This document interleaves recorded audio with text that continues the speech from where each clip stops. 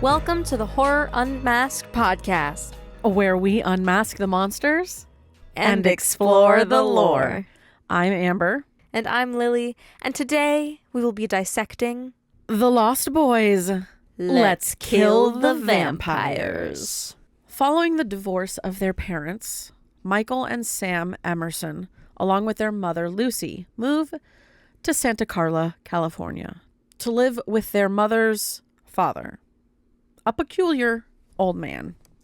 The area is known as the murder capital of the world.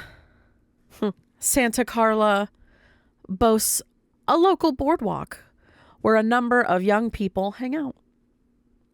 Most notably is a group of young men and their leader named David.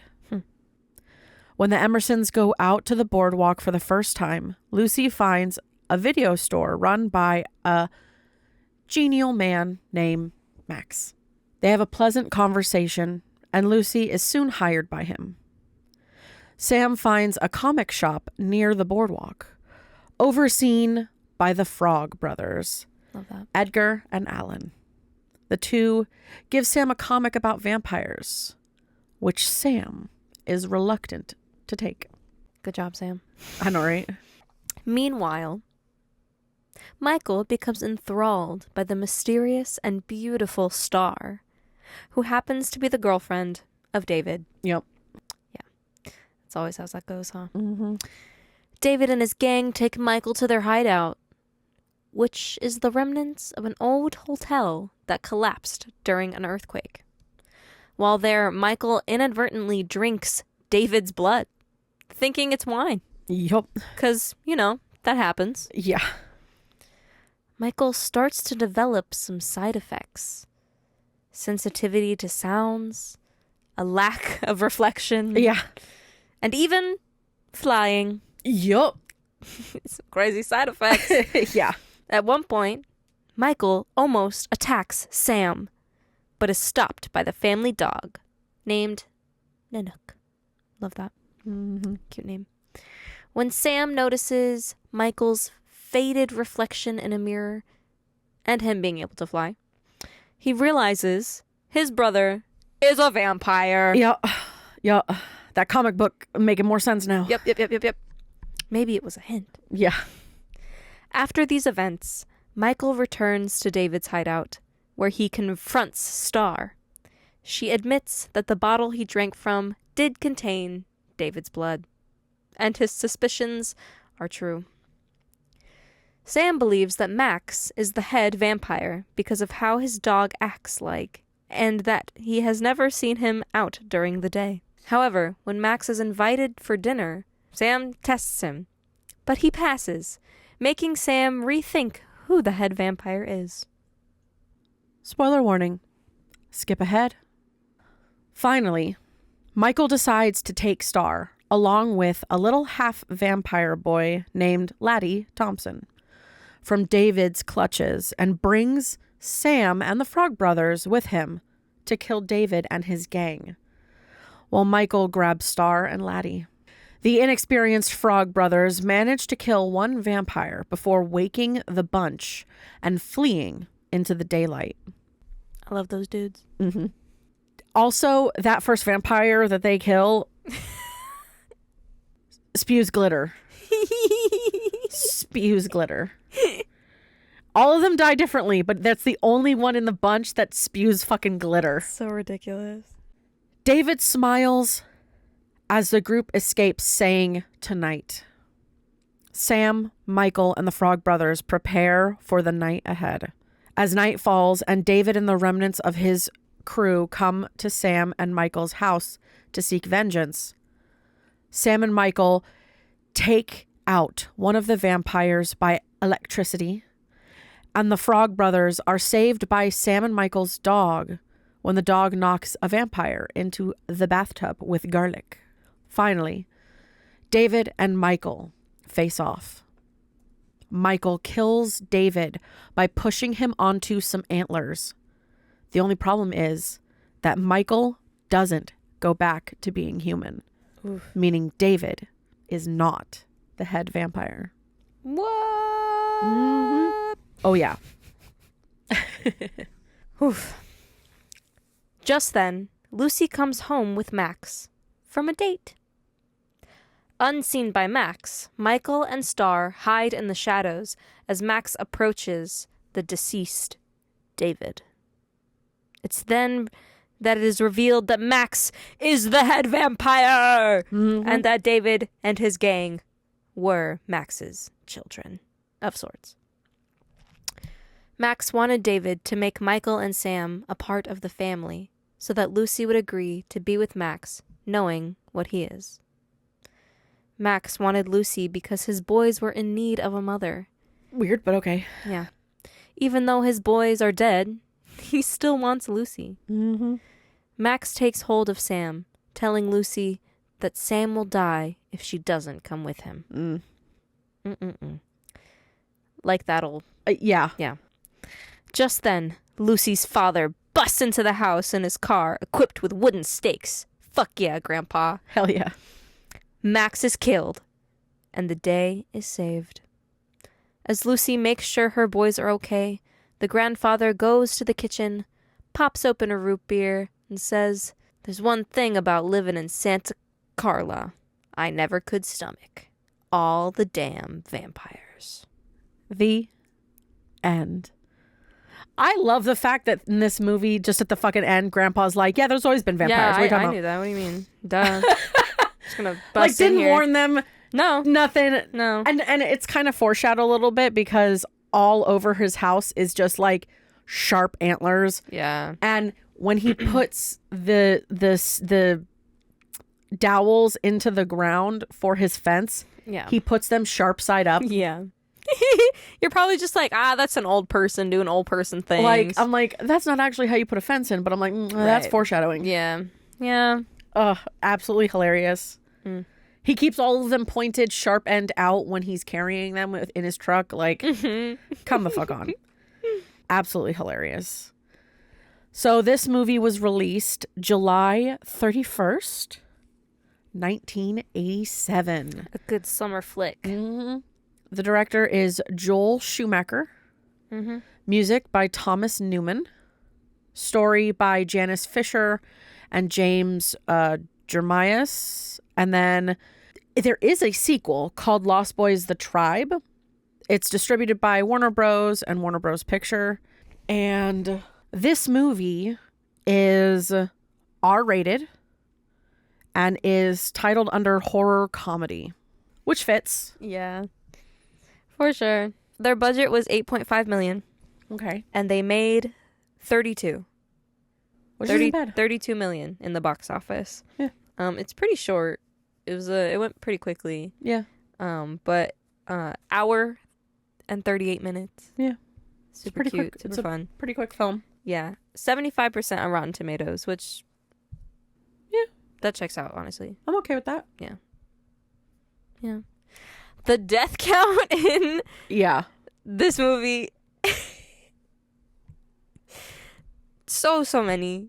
121. Yep. Just so many different ways. Yep. All the different deaths. Yep. And we don't even get to see all of them either. No, we do not. Because some of them are just like beachgoers or party goers and shit like that. Mm-hmm.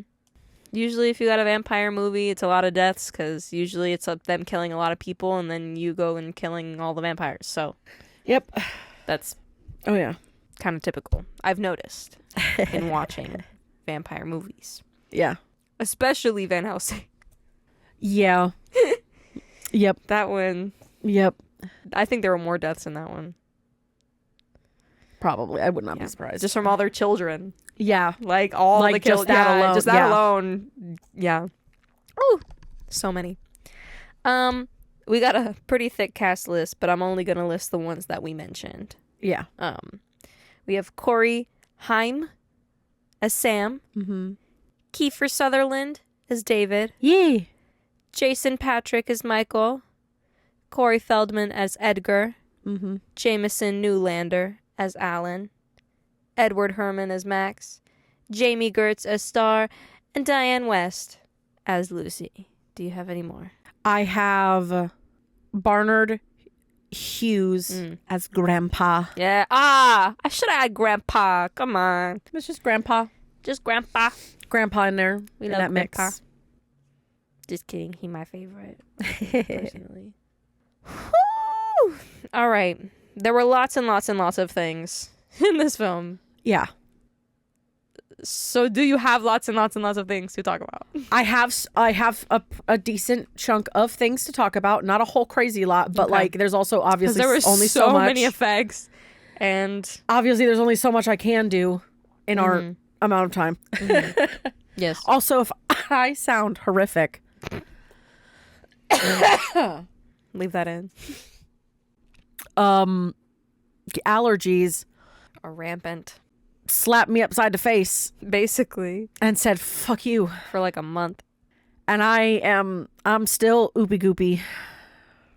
I'm still dealing with it. Yeah. I swear to God. I hate it. I hate it. It's I hate okay. it. It's okay. It's going away. Oh, needs to. Shit. I don't have time for this. Mm. But I don't know. Overall, yeah. This movie, I really liked it. It's very good. I also like the way that they did their vampires, the way they designed their vampires. Mm-hmm. It's simple, but I don't know. I liked just the overall feel of it. Mm-hmm. And there's a couple things that I've got that is kind of interesting. It is effects heavy, but not like so crazy that it's like, because some of the scenes are very much done like where you don't see it happening. Right. Especially a lot of the flight scenes. It's more so like a camera being the perspective of the flight versus you seeing it happen. So the director, Schumacher, had been toying with the idea of doing a Brat Pack movie. A lot of these are called Brat Pack kind of films. Fair enough. Because it's the idea of like a bunch of kids together Yeah. who are, you know, doing shit, and it's a kid based. Yeah. I would kind of say, I think the Goonies is part of like is a Brat Pack. Oh, for sure. Is that, and then there's like a couple that are in there that are also in that same vein. Oh, there's one I watched recently, and this movie made me think about it, but I can't place the name. But it's like 5 kids who are like, they go to find this dead guy in the woods, and they're like walking forever, and it takes them like a couple days. But like this other group of kids is like following them, and it's there's really strange. There's Like, a lot of these kinds of movies. Yeah. But he specifically wanted to do a Brat Pack with like a dark twist. Mm-hmm. So when the initial script for The Lost Boys came to him, it was written with a much younger cast in mind. Mm-hmm. And he only signed once they agreed to create his dream Brat Pack dynamic with older rebellious teenage characters. Because it helps give the creatures of the night an image change. Yeah. That was like, they tend to be like traditional old aristocrats into young, sexy hedonists, which is a good turn for it. I thought that was a good, like, because usually, which is funny because our other movie this year, this grouping for this month is the old aristocrat versus this young vibe. Yeah, for sure. They're two very different vibes. This is our month of vampires. Yes. But as you can tell, we really like those. yeah. So, because he wanted to rebrand the vampire like image, Yeah. and for that it would require a pretty solid team of makeup and prosthetics people. So the makeup department head, V. Neal, suggested that Love Greg her. Canham would be an excellent choice to design the vampire prosthetics. So Greg knew the genre well and was known for working on many of the practical horror FX films of the 80s. So although makeup tests for the new age vampires were already underway, they weren't quite hitting the target for what they wanted for them to look like. There was another makeup they were waiting on from Steve Johnson, which was very elaborate. But it was it was more of like monstrous and not really what Joel was looking for the Lost Boys. Joel wanted something that was a little more sleek and simple. Mm-hmm. And I definitely think that like the end result is exactly that. Yeah. So the original design inspiration for the 80s vampires they know and love today are none other than old faded photograph that Greg had kept from the past. He had a newspaper clipping from years before that was faded. It was a blonde, like tennis player who was good looking with really good bone structure, and it was faded to the point where it had those kinds of shapes on the foreheads and bumps and stuff on the cheeks and everything. So Canham based the initial makeup on this reference as the test, and it proved successful. Wow. So literally like following like the folds and the way that the paper kind of distorted as he had it. And then as Greg was planning the makeup, he knew he would have to work around the beard they had established for Kiefer's look. So in the film that they have these pretty drastic and dramatic looking lenses, and he wanted to make sure that those would stand out. So they wanted to do a super subtle, like demonic makeup and change the bone structure around the forehead, especially down onto the nose. Because Kiefer had a pixie nose at the time. Aww. So they had to bring it down onto his nose and try to make his nose look a little more full. The Lost Boys prosthetics. That would make me feel good about myself. Yeah. Be like, hey, your nose is too tiny. We gotta bulk it up more. Yes, please. So the prosthetics were manufactured in foam latex, the best method at the time. For coloration, they used Pax paint on foam latex because that's all they had. Style. Yep. And then, so Canham sculpted all the prosthetics and even ran all the foam in the beginning. And then Jill Moscow started running the pieces when they had to go on set or to do other things. So aside from, obviously, emphasizing the facial contours, the eyes became one of the most important elements of the finished look. Oh, yeah. They designed the contact lenses so that they were kind of glowing. Scary. With all the red around them. Yeah. Then he designed the makeup around the lenses, knowing they would be the star of the show. However, it had to have been daunting considering contact lenses were difficult to wear back in the day. Yeah. FX lenses in the 80s were incredibly thick, I bet they were so hard, and uncomfortable. Yeah. In fact, in the movie, they kept this. But when Kiefer sheds a tear in the film, It's because the lenses are bothering him. irritation from the lens was the real cause. Yep. Obviously, it ended up making a pretty great moment because it was as he got burned by like the sun as they were trying to get away. So it was perfect timing Yeah. for that to happen. But right after that scene, I bet he ripped him right out. Oh, probably. Almost guaranteed. But the idea that like lenses, we're so used to our lenses being like squishy and thin. paper thin. Yeah. Whereas before they used to be like thicker Yeah. and harder. No. And I'm like, No, how thanks. did you wear them? Yeah, no thanks. That You would have know? scratched my eyeballs up For real. so bad. For real. And then also they designed and made vampire dentures for each of the actors to wear, which I'm not going to lie, I'm a little sad. I didn't have the money for it, but if I had the money for it. At MegaCon, there was someone making vampire teeth, and the Lost Boys, you could get teeth. That's so They had like a list cool. of different teeth that you could get, and the Lost Boys teeth were on there, and I was like, God, fuck. Wow. I could have gotten fake teeth. Yeah. I could have gotten vampire teeth, and it could have been Lost Boys themed, but whatever. I got a Lost Boys shirt instead, so that's fine. Yeah. But for them to wear these dentures, so they were delicate compared to the large, like Dracula-esque fangs audience are used to seeing. Because they tried to make the teeth look like pearls for the application, because they embedded wire into the dentures so that they would be super strong. It was up in the gum area where that was, and then the teeth just came down and hooked onto the bottom of the actor's real teeth. Huh. Which is an interesting way to have Right. those Usually it's just in there. glue them on. Yeah, exactly. So it's interesting to see the different ways that people make. And they came out to be like a very like iconic kind of shape, Yeah. the way that their teeth Very are. distinct. In fact, as a subtle homage to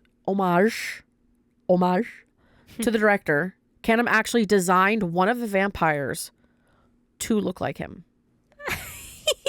So for Edward Herman's makeup, he used Joel as the model. That's so funny. V. Neal went to Daly's one day, and as she and Joel were looking at the footage of Ed, he asked her, "Am I crazy or does Ed look like me?" If you look closely, you can see Joel's face in that scene. That's wild. And I think that's absolutely hilarious. right? It's like, that's I'm using you as my reference. like that's for this guy. that's me. That's me, right? Right? Yeah, that's I'm you. not being conceited when I ask that, right? That's you. But yeah, there was a lot of stuff to this, but that was like the fun kind of stuff that I found Yes. about it. Yes. I swear to God, at some point I will get vampire teeth. Oh, It will happen. yeah, no doubt. You need some. For real. Um, So what you got? We've done a lot of vampire stuff, so it's probably So, getting harder to actually, research a little bit. not really for this because okay, this will be our third vampire movie, and we're doing another one next week. So yeah, it's been a little interesting, but this movie kind of takes a different spin on it because most vampire movies you watch are more adult, Yes. and these are kids. Yeah. And so there actually is quite a bit of lore on children being vampires. True. And when you watch this movie, like, I know I definitely was like, this is very Peter Pan, very Yeah. Interview with a Vampire with Yes. kids being vampires. Yeah. But I looked it up and yeah, both of those things were inspiration Yeah, I'm for not that surprised. movie heavy. Especially Peter Pan. I was like watching this movie. I was like, am I watching Yeah, Peter Pan. Peter Pan right now? Yeah.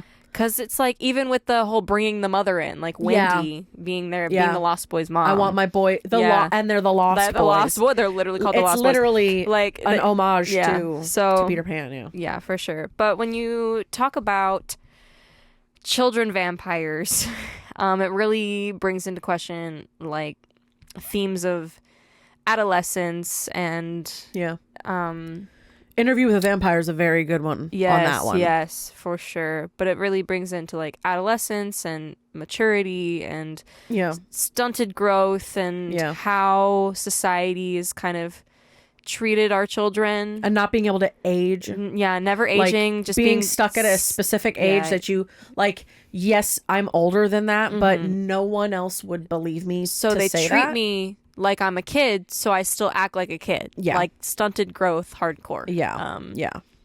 Which Or I'm so desperate to be the adult, yeah. but I'm not treated I'm that not way treated that way, yeah. that I like do dangerous and bad things Right. in response.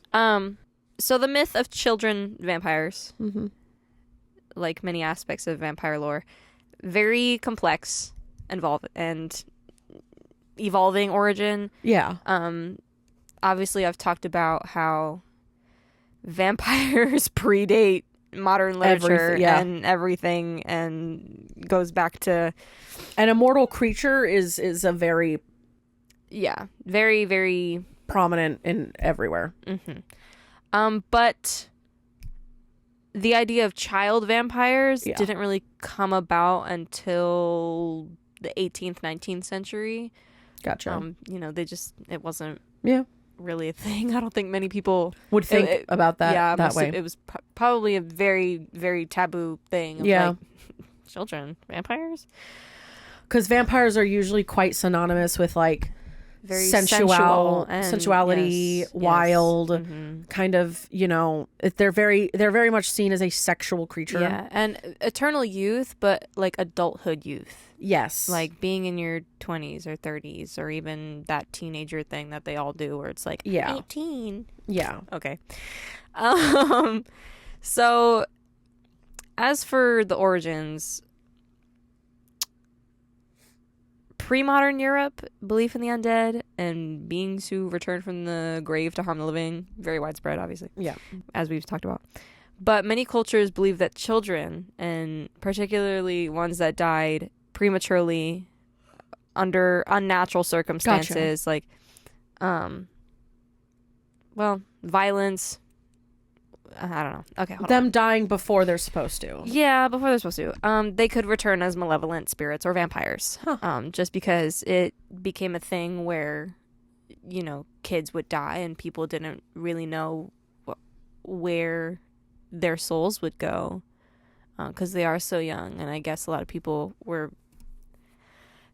are hurt and confused about why children die, and it's a very depressing topic. It's like a creation myth, but it's like a weird version of it. They're like, well, clearly, even though in most cultures people see children and infants as being like pure souls, pure and innocent, yet this is more of like if they die early, they become evil. Yeah, especially in Slavic folklore, children who died unbaptized, or those who had been the victims of trauma, might come back as vampires and then feed on the life force of the living to exact revenge. It's also an interesting alternative view towards vampires, because usually vampires are very much like someone drinks your blood, you then drink their blood, then boom, you become a vampire. This is more of like a after death, they then transform. Yeah, because like, again, like with a zombie, but not. Right.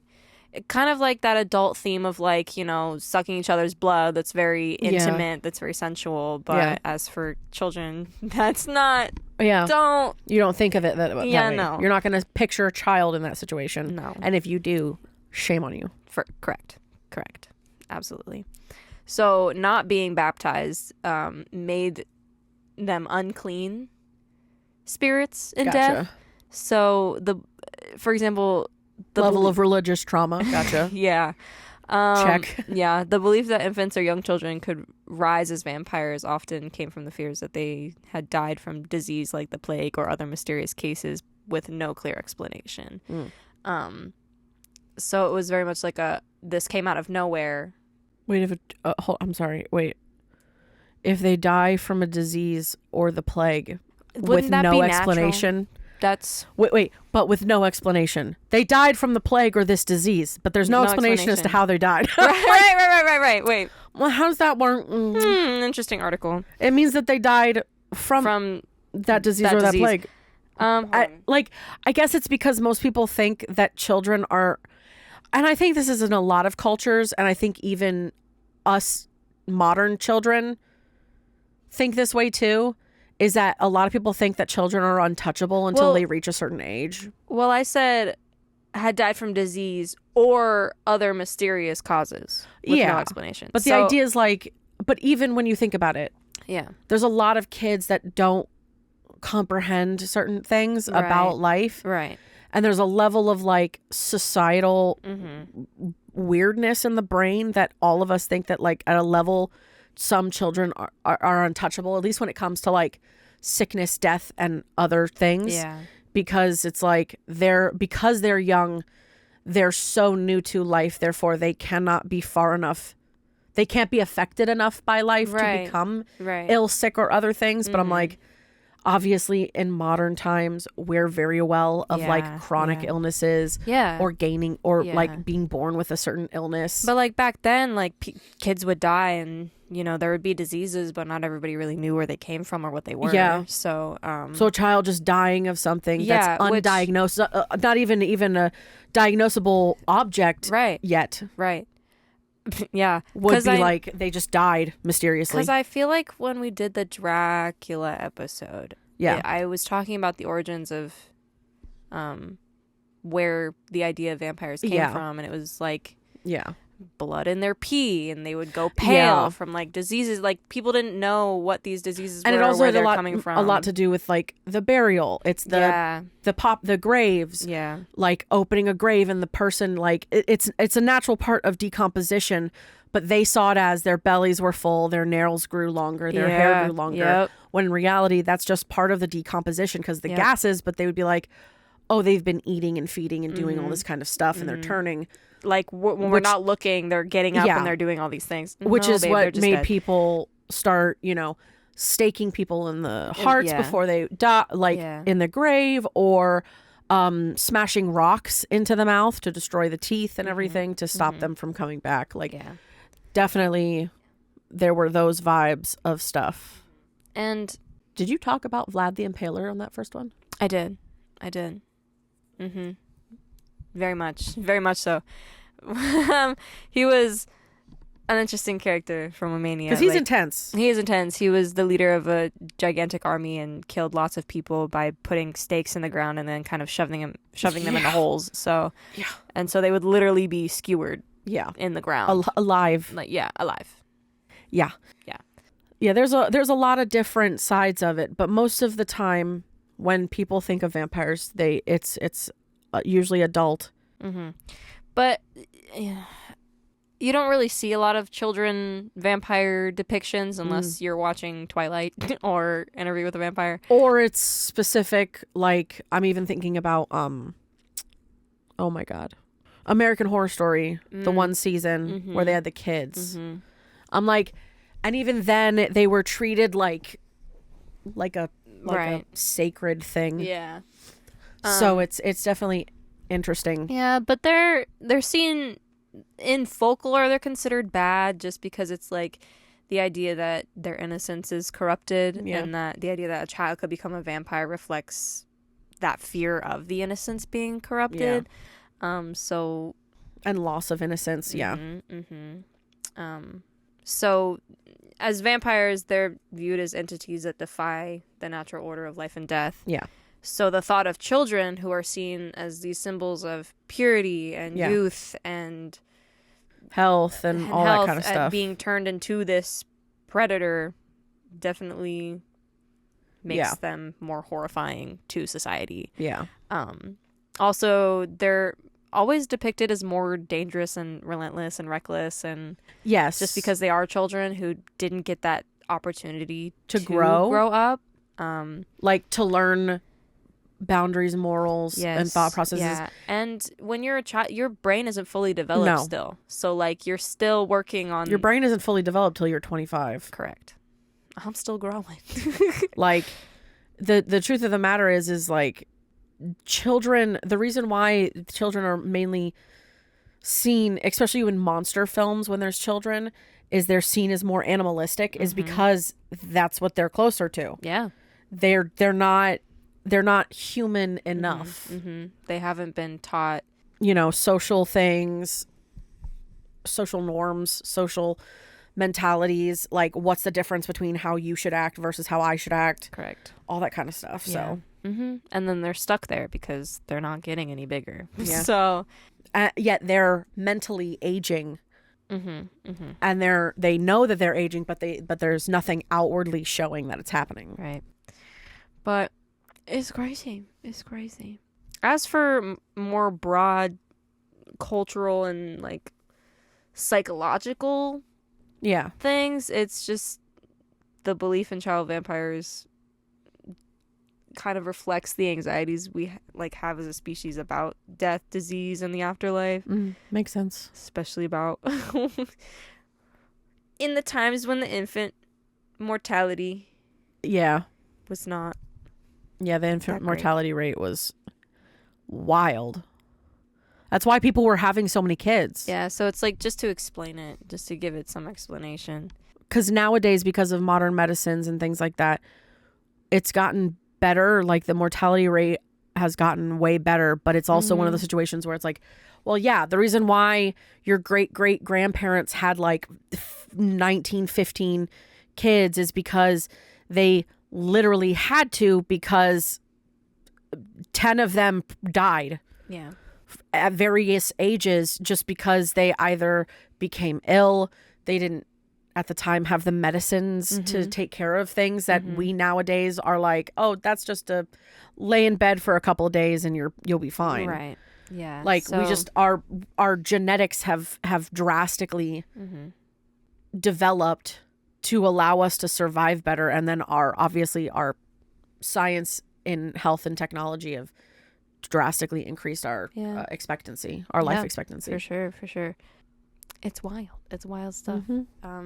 But luckily there aren't as many child deaths. Yeah. Not to say there isn't any. But but it's definitely it's different. Devastating when there is. But yeah, it's different. And a lot of folklore in the past has like really represented it as baby vampires being terrifying and dangerous and reckless and stupid and young. But now, you know, in modern times with movies like Interview with the Vampire, or there's another one called The Little Vampire. Yes. I love that movie. The fucking whistle. I love that effing movie so much. And it makes my soul so happy. Because it's also a different... In The Little Vampire, there is no point in it where it feels like those two adult vampires bit those kids at different ages. They feel like they were born that way. Like in that movie, it's very much they feel like they were born a vampire and that's just kind of their life instead of being turned.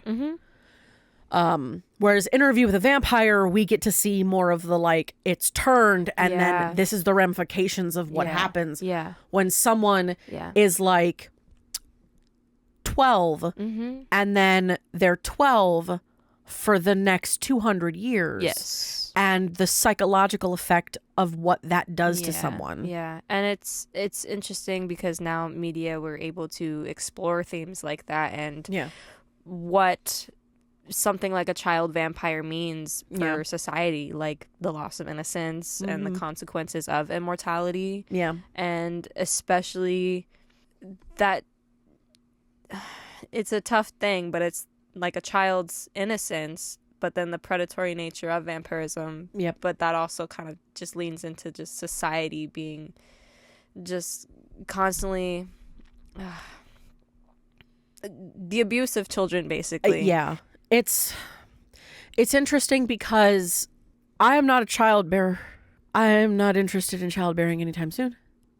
I'm going to say I'm not 100% fond of kids. I'm not 100%. So, you know, I have nieces. I love them.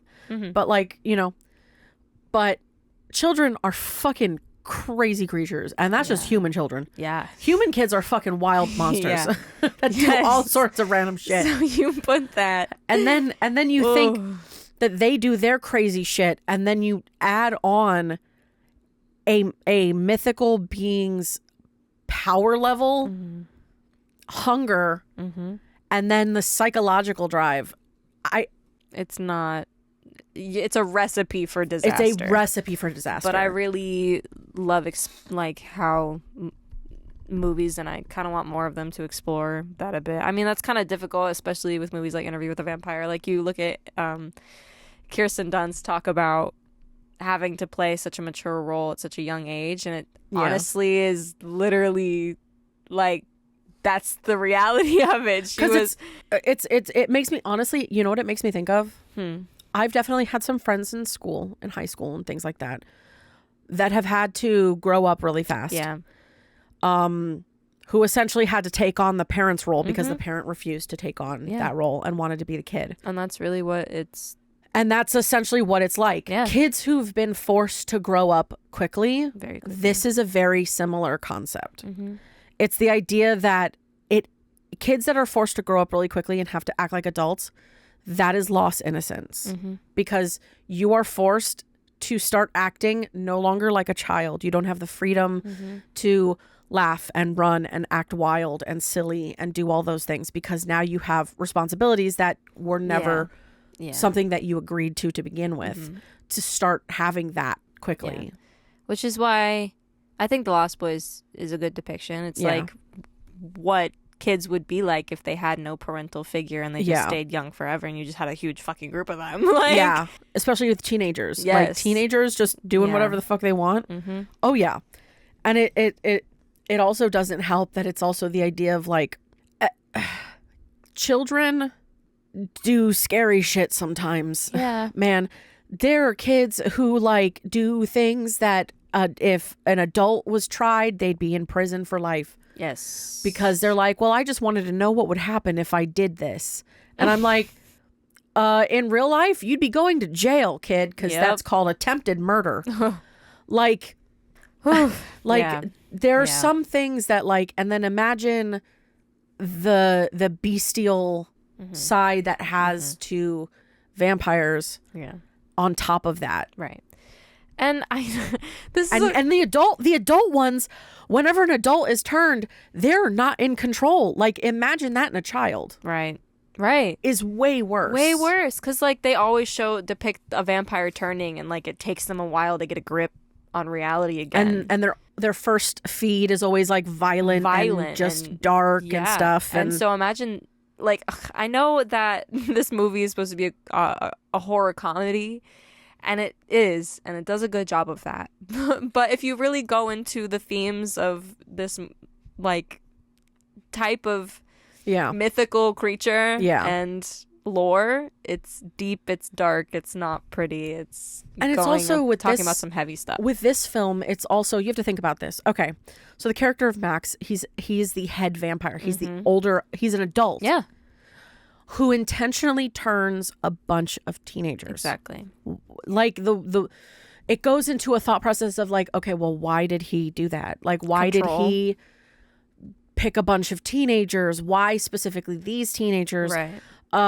And then obviously them not giving a shit and having that rebellious kind of punk vibe of the time. Yeah. Them being like, well, I'm gonna do whatever the fuck I want. But in that regard, Especially in the 80s. That was big time for that. because the blood that was inside of the bottle was Max's. It was never David's. It was always Max's. But you know, obviously for the story, everyone thought it was David's. But it means that. So there's a whole process with vampires that's like referred to as siring. Like your sire is the person who infects you essentially. Yeah. And from what it seems like is never once are any of the other vampires siring anybody. It's always using the bottle of Max's blood. Yep. Because if David had sired Star or Laddie or any of those other ones had sired either of them, they would have turned back human immediately. So the idea is that but there's also some stories that believe that like just because you've been sired by this vampire, you have to kill that vampire sire. So it just depends on the way that it's viewed. But from the way that this film made it seemed like the one that the blood comes from is the one that is siring you. Yeah. So that's the one you have to kill. So I think it's interesting to kind of see that that's the mentality towards this one. Also, just the treatment of how vampires are and like Yeah. the hunger, because the hunger is always displayed differently depending on what film and what show you're watching. Some are more violent than others. Some are way more of a weird trip effect, which is definitely with this one. This one's got more of like a hungover vibe Yeah. to it, less of like a monstrous need. Right. And they make it fun and lighthearted, but Yeah. But the reality is that's not. you're turning a bunch of children with Who underdeveloped minds. Yes. And then also clearly these kids had to have, depending on how long they've been alive for, how recently they were turned, right. they probably were already this alternative vibe. Like, and even if they weren't, they ended up that way. Yeah. Which means on their own, they were kind of just like left to their own devices to be different. Yeah. So they were probably all misfits anyway, and Yeah. that's just kind of how they were indoctrinated Yeah. into this. Even though Max is this like what would be considered quote, quote, quote, quote, quote, just a normal looking dude. Yeah. Yeah. So, And that's it really, which you could say is another theme in this movie of just like very unassuming people taking advantage of those that are different. And kids. Yeah. It's like, yeah. Mm-mm. And that happens all the time. Yeah. Like, if you're a little different than the other kids around you, adults especially will take advantage of that. Yeah. Because they're like, ooh, somebody who can trust me. Somebody I can get to trust me because nobody else is talking to them, hanging out with them. It's how a lot of bad shit happens to kids. Yeah. Yeah. I mean, don't get me wrong. If you're a loner, then that's how you like it. Yeah. Okay. But if you're made into a loner, is very different. Correct. And there are some kids that are made into loners because they're being tricked into thinking they are or are not something that that other people are telling them they are. Yeah. I wonder what they all did with their... I know, right? And aging again. For real. Things to think about. Like, what would happen? What happens after that? After you've been a child for so long. Especially because the other big curiosity, at least with this film, if Max is the sire, who sired him? Yeah. How long has Max been alive? That's a great question. There is a sequel to this movie, but there is. How long has Max been alive, and how long have the boys been alive? Because, like, yeah, they were, like, in this alternative kind of era, but it was the 80s, so do they just turn into whatever the next alternative thing is for that next period? And that's the whole point. Like, how long has Max been alive? When was he turned? And when were the boys turned? Yeah. Because it's kind of, you're trying to catch up and figure out, like, okay, are they all fairly new turns? Or have they been here for several decades? Right. Or hundreds of years? We don't know. Nope.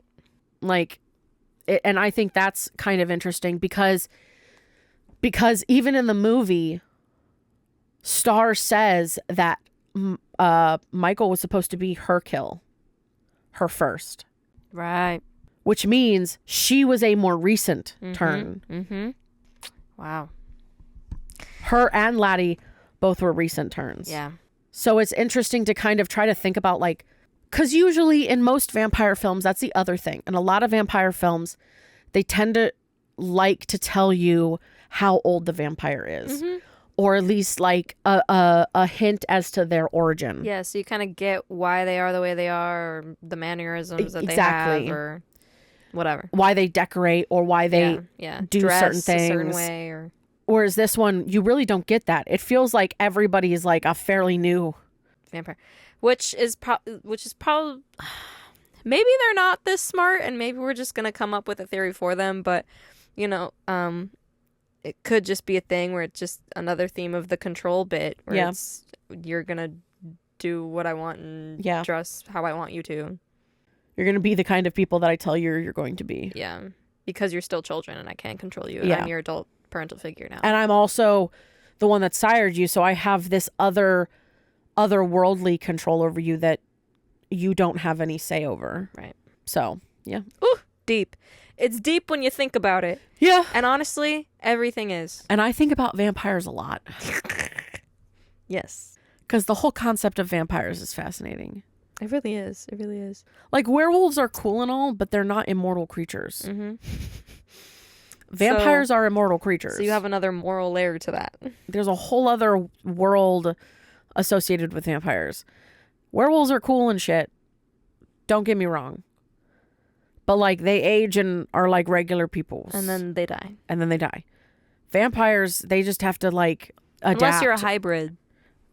Then that's a whole other trope of chaos. And it depends on what kind of hybrid and what franchise you're coming from. Yup. Because there's all sorts of different ones for that one. So many. I want to see a zombie vampire werewolf mummy. I would not be surprised if that exists. Creature from the Black Lagoon. Just mesh them all Just together. Put them all together. I want to see. I'm sure somebody is probably going to put that into AI and be like, gimme. For real. For real. Why don't you just use your brain and draw it and be creative? Yeah. What? Self-creation. A concept. It's fine. Is that all your notes? That is all my notes. You got a 1 star for me? Yes, I do. Go for it. This one is from 1999. Oh, wow. Okay. Yeah. So. I'm surprised they backdate that far. Shit. Right? This is from 26 years ago. I was not Jesus. alive. I was. Yeah. Yeah, this person wrote this and had these thoughts well before they Damn. ever existed. I was 4 years old. Yes, you were. Now let's see what they had to say. All right. Let's go. Count Dracula is rolling over in his casket. What was this piece of garbage anyway? Was it a comedy, drama, or just a vehicle for a bunch of spoiled actors to take home a big payday? You're just jealous. That's what You're it sounds jealous like. as shit. You're That's bitter jealousy. that you weren't one of them. Yeah. It certainly was not entertainment. Shallow? Yes. Insipid? Certainly. Plain silly? To be sure. Okay, you don't need to do it that many times. I know, right? Twice is fine. 3 times is overkill. Yeah. I don't like comedy vampire films to start with. So then fucking why'd you watch it? Right? And this crap just took the cake. Personally, I don't watch films that I know I'm not going to like. Yeah. Like, the number of times that I've had family members try to get me to watch movies and I'm like, I don't like these movies. I will not watch them. Oh, like military movies? I'm not a or- military person. I'm not, you're not going to, like Forrest Gump, that's about as far as you're going to get me. I love Forrest Gump. You're going to get me as a Forrest Gump and that's about it. Mm-hmm. Like, horse movies? No. I don't know why. What you got against the horse movies? I don't know why, but there was a streak of time where I swear to God, people just kept wanting me to watch horse movies, and I was like, I don't give a fuck. I do not care. Oh my goodness. I do not care. I'm Yeah. not gonna watch it. Yeah. Thanks. Goodbye. Like car movies, like it has to be something yeah. very specific. Yeah, like I especially, watched like- Fast and Furious. Oh, I did not. I was okay with that. Transformers is a little bit of a special version of car movies because Right. it's like mystical car movies. You won't catch me watching much military movies either. Like, No. like isn't Top Gun like Air Force or whatever? Yeah, I've never I'm seen just those. not interested. I don't watch car movies either. It's just not. Hi, I'm a fantasy horror Yeah. adventure. Like that's my fucking bag, my guy. Historical, not interested. I'm also not a comedy movie person either. It's got to be very specific. It would have to be very specific comedy, but Yeah. like very specific. And like, just to give you a thing, I liked Eurovision, if you know what that was. It's like, and that still had some mystical, magical shit in it. So And I'm just like, there you go. I'm not a big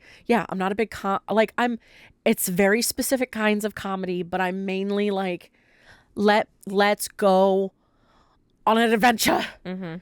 Let's go into the fantasy realm. I'm here for escapism. Let's get some magic and mystical fun. Yeah, if I wanted to see cars and the military, I would go to NASCAR and the Daytona 500 because it's not that far from us. Yeah. And then I would join the military. And if I was really interested in watching historical films, Right. I would open a history book. Yeah, just read a history book. I don't care. Like, the adaptations are sometimes cool, but at the same time, it's not I'm the just real not thing. here for that. So, I'm just not.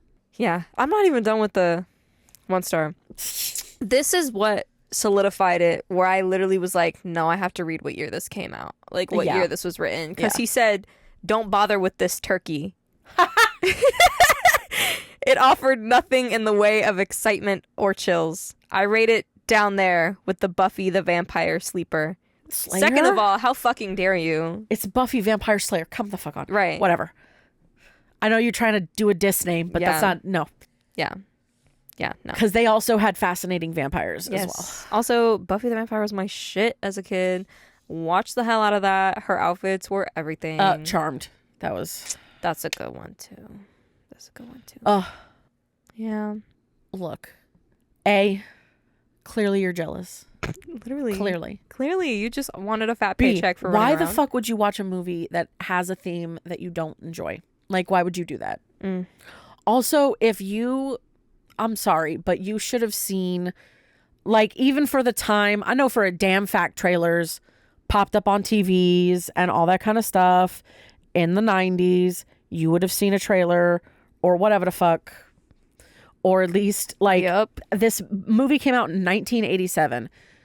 TV's definitely, like, look, motherfuckers, you could get some sort of a premise from someone. And if this is not your vibe, you should not have watched Because it. you said you watched it 12 years later. Yeah. If you knew it wasn't your thing, Yeah. don't watch it. Exactly. And then you wouldn't need to waste your time writing a review. For real. Although, if we blow up, then you blow up too. Honestly. I'm just like, look, you cannot like a movie and that's perfectly fine. But why would you intentionally watch a movie that you knew you wouldn't like? Right. Yeah. Like at that point, you're just wanting to be angry. Mm-hmm. For no reason. Yeah. For real. It's okay. Calm down. Go watch a movie that you do like. Yeah, exactly. Go watch Dracula. Go Right. watch something else that you actually like. Swear. Mm-hmm. Anyway, yeah. That's it for that one. That's it for that one. Alrighty. So that wraps it up for this episode. Pretty much. Our next episode is going to be on Nosferatu, the 2024. Wait.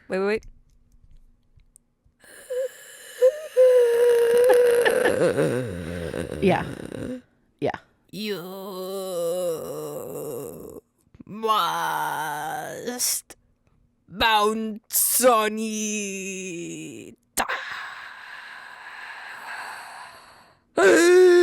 Jesus Christ. Crazy style. And that's something my girlfriend says to me every week. Because she can't get it out of her head. You know, we're going to have fun with that one when it comes to that. Oh, yeah. But yeah, it's Nosferatu. It's going to be interesting because it is the modern Nosferatu. Yes, the new one. But yeah, so remember, like, comment, subscribe, all that kind of stuff. Share us with everybody and everything. Send us an email at horrorunmasked@gmail.com. Follow us. Eventually, I will figure out our fucking social media situation. Right now, it's up in the goddamn air. And then obviously listen to us on all of the things and everywhere where pods are cast. And like we've said, if there's anywhere that you would like us to upload to, fucking email it. Let us know your favorite vampire movie. Yeah. Again, if you've got any suggestions, send them our way. We would listen. We would definitely check that shit out. Mm-hmm. But I think with that, There's only one thing left to ask. Will you fear? or will you fear not?